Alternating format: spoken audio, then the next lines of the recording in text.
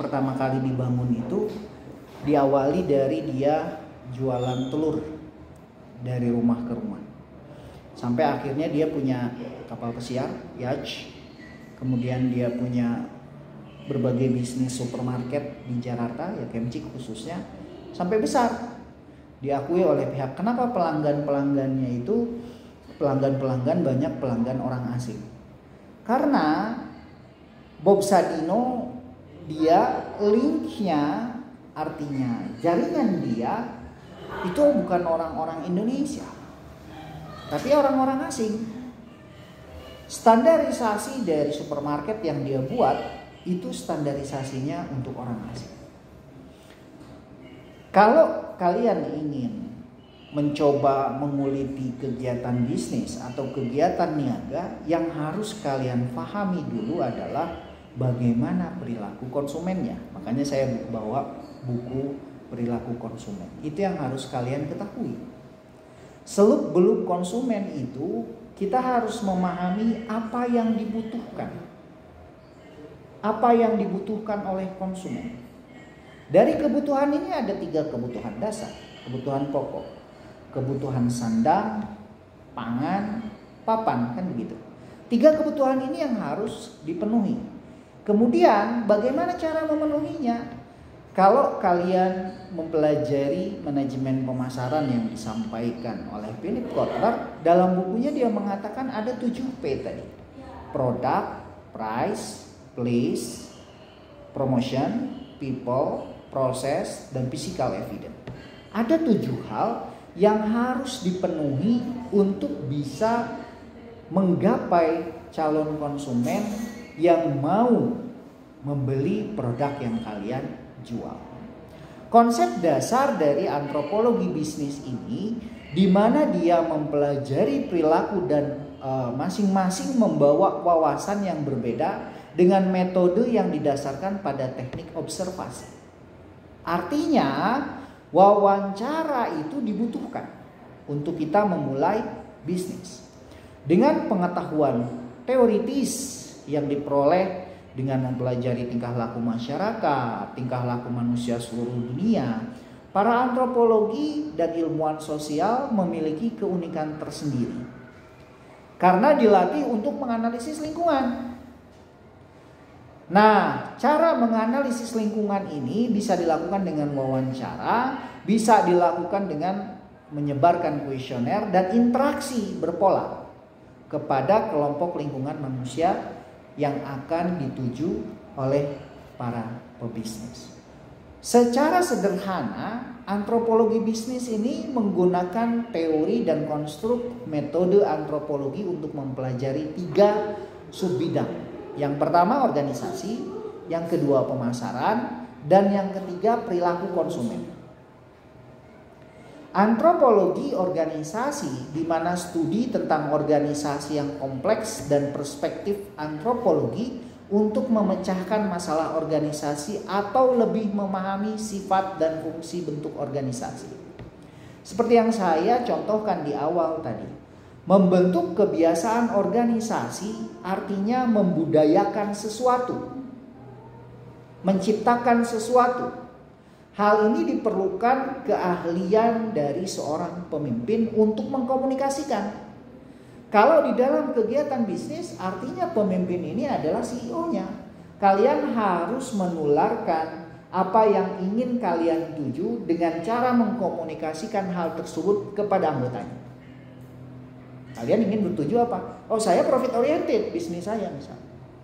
Bagaimana menciptakan kegiatan menghasilkan produk barang atau jasa untuk mendapatkan profit? Yang dilakukan oleh pemimpin yang pertama kali adalah membuat perencanaan bisnisnya. Bisnis plan-nya. Nah, sebelum saya lanjutkan nih, tugas yang pertama, kalian buatlah bisnis plan kegiatan bisnis. Rencana bisnis. Saya buatkan di Google Classroom ya.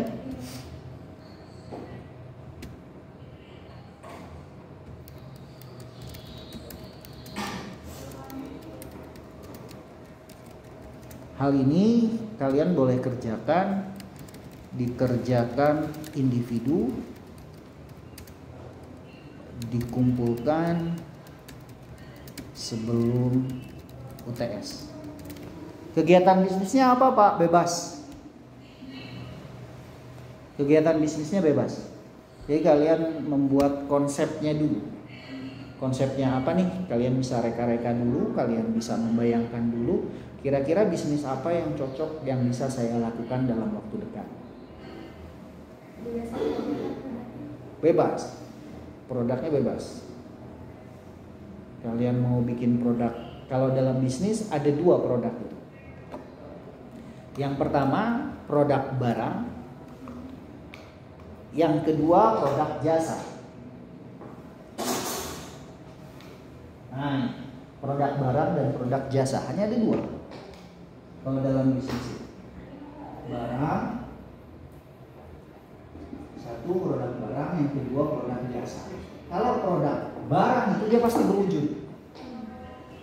Produk jasa dia tidak berwujud. Kalau misalnya berwujud itu seperti ini, kalian jualan spidol misalnya.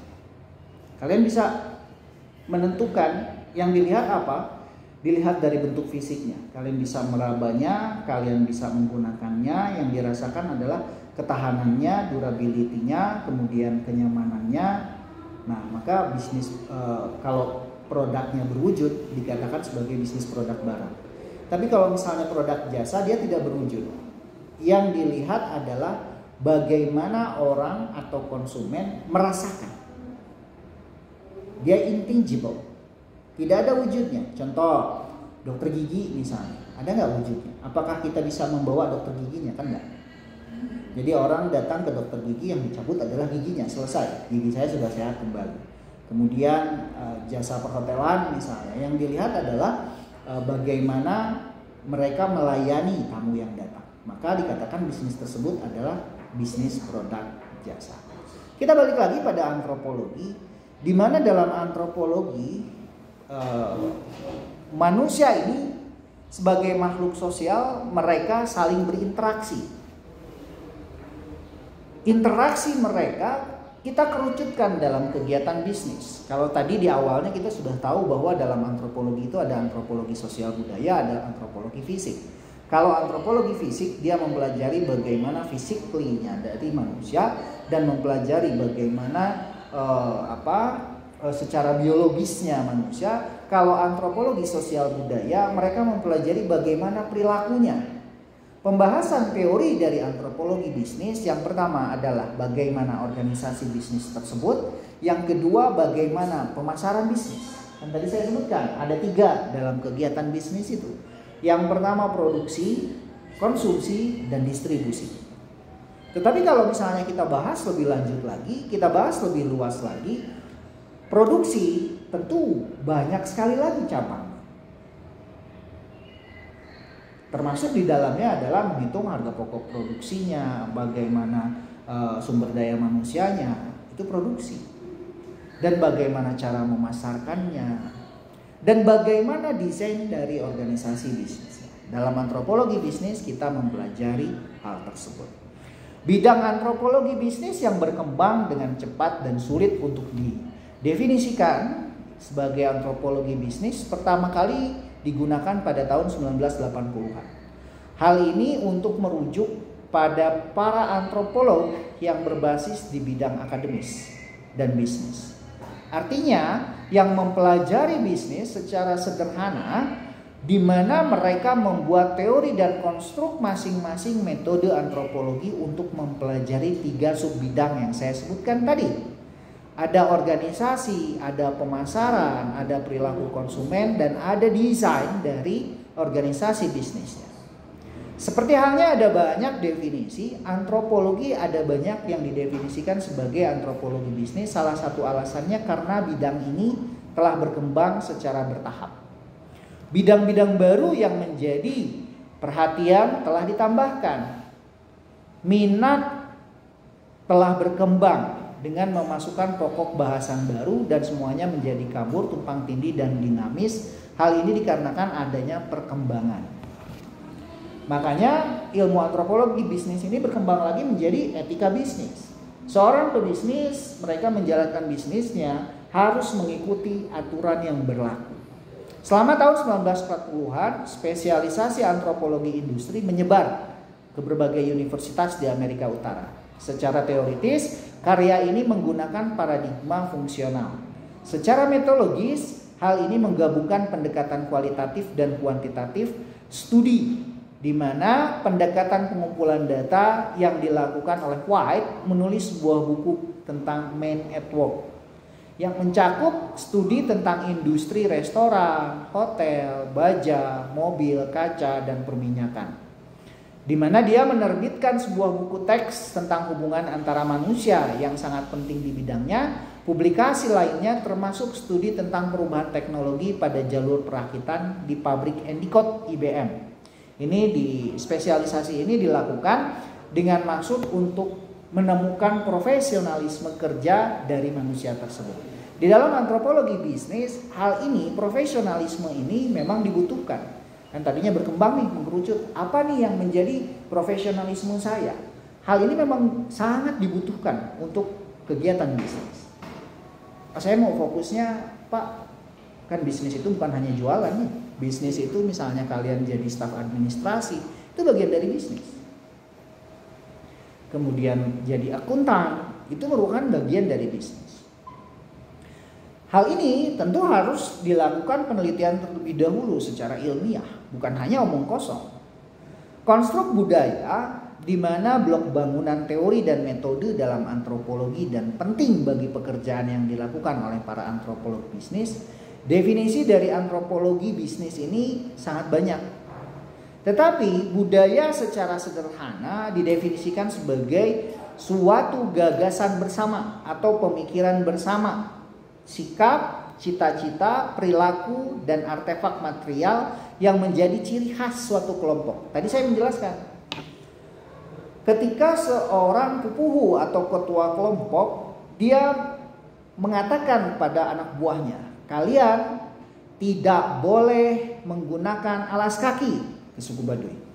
Kalian tidak boleh menggunakan alat elektronik, tidak boleh ada listrik masuk karena akan terjadi sesuatu hal. Tuhan melarang hal itu. Itu kata ketua adat. Yang terjadi ya memang hutan di Baduy sangat asri, masih sangat alami, dan kemudian memang tidak ada listrik. Kalau misalnya ada kesempatan kita bermain di sana, kita lihat. Hal ini tentu dipelajari oleh antropologi. Tadi seperti yang saya katakan bahwa antropologi itu mempelajari bagaimana manusia, sifat manusia, dan bagaimana budaya ini terbentuk. Sebetulnya ini akan sangat menarik.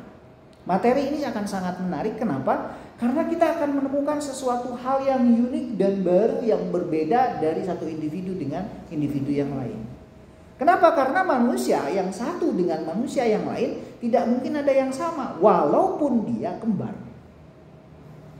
Ada pernah melihat orang kembar identik? Coba perhatikan, mereka pasti memiliki perbedaan, dan itu unik. Dan kita harus menghargai perbedaan itu. Dikutip dari bukunya Hamada Connolly tahun 2015 halaman 125, dia mengatakan budaya adalah sesuatu yang dimiliki bersama, dipelajari, bersifat simbolis, adaptif. Hamada Connolly menyatakan bahwa budaya merupakan gabungan dari makna yang diturunkan secara historis yang mencakup nilai, konvensi, artefak, norma, praktek diskursif, relasi kekuasaan, dan habitat institusional yang secara bersama-sama membentuk realitas sosial sehari-hari bagi individunya. Nah, itu yang dikatakan oleh Connolly. Nah, budaya bisnis ini bisa kita terapkan dalam suatu organisasi, di mana kita menentukan apa yang harus kita kerjakan untuk mendapatkan keuntungan. Kan kalau bisnis begitu. Tapi kalau misalnya kita mempelajari mengenai bukan bisnis, antropologinya antropologi fisik, misalnya biologi, yang dipelajari adalah kedokteran, ya yang dikuliti adalah manusianya, organ tubuh manusianya, bagian-bagian dari tubuh manusianya. Itu tugasnya orang antropologi. Sampai akhirnya berkembang antropologi kedokteran. Sampai di sini dulu, ada yang ingin ditanyakan? mengenai konsepnya. Kemudian yang harus kalian perhatikan lagi, di mana kontrak perkuliahan dari antropologi ini sudah saya sharekan juga di Google Classroom. Tidak jauh beda dari pengantar ilmu ekonomi yang pernah saya ajarkan di kelas. Hal ini tentu terdiri dari pertemuan pertama sampai dengan pertemuan ke-8. Di pertemuan ke-8 kalian UTS, di pertemuan ke-16 kalian UAS. Dan diharapkan kalian bisa memahami bagaimana antropologi. Antropologi itu artinya dasarnya. Kalau misalnya kita mempelajari antropologi, kita mempelajari bagaimana manusia pertama kali dibentuk, bagaimana bisnis pertama kali dibentuk, intinya ke sana. Nah, yang kita pelajari di dalam kelas ini ya tentu saja selain metodenya ceramah, diskusi, tanya jawab, kalian juga mengerjakan tugas. Dan saya akan tetap sama kalau kalian tidak mengerjakan tugas, itu nilainya kalau tidak di angka D, E. Tapi kalau misalnya tugasnya masuk tapi seadanya, kalau nggak ya di C, ya di B. Jadi tugas itu merupakan komponen penilaian 15%. Kemudian UTS 35%, kemudian UAS 35%, dan absensi 15%. Tapi absensi biasanya kadangkala saya suka memberikan kelonggaran untuk kalian, boleh tidak hadir 3 kali. Jadi masih tetap saya berikan full. Bisa jadi saya berikan full 100%. Supaya nilai kalian tidak di angka D atau E, tapi bisa di angka B atau A. Saya berharapnya ke sana. Ya kalau nggak B atau A. Nah, buku pegangannya apa? Buku pegangannya seperti yang tadi diungkapkan bahwa antropologi bisnis itu mempelajari bagaimana perilaku konsumen. Saya pegang dari bukunya Dr. Eta Mamang Sengaji. Ini perilaku konsumen. Kemudian dari Profesor Harsoyo, ini pengantar antropologi. Dan juga saya pegang bukunya dari Bukhari Alma mengenai pengantar bisnis. Hal itu mungkin bisa kalian pelajari. Dan mengenai bisnis plan itu pun diterangkan di situ. Tapi ada buku khusus yang mempelajari mengenai bisnis plan. Sampai di sini ada yang ingin ditanyakan dulu. Jadi Pak, boleh tidak masuk? Ya boleh 3 kali. Asal tugas masuk. Kemudian soft skill yang dinilai adalah pola komunikasi. Komunikasi dengan dosen, komunikasi dengan staff, dan komunikasi dengan lingkungan kampus. Artinya dengan sesama rekan, mahasiswa, dengan staf dari kampus. Kemudian selanjutnya kejujuran, kerapihan, dan kedisiplinan. Itu juga masuk dalam penilaian. Bukan berdasarkan like and dislike. Oh, saya suka dengan dia, dia suka meminjamkan pulpen. Ini pulpen kamu kalau nggak salah ya. Iya Pak. Bukan like and dislike, bukan, tapi karena memang kemampuan kalian di dalam soft skill dan hard skill juga tugas yang kalian kirimkan di dalam Google Classroom dan pengikutan materi yang harus kalian lakukan. Mungkin itu saja pertemuan kita hari ini. Jangan lupa kalian boleh mencicil langsung tugasnya. Nanti bisa jadi kalian presentasi mengenai business plan. Terima kasih atas perhatiannya. Wabillahi taufiq wal hidayah. Assalamualaikum warahmatullahi wabarakatuh.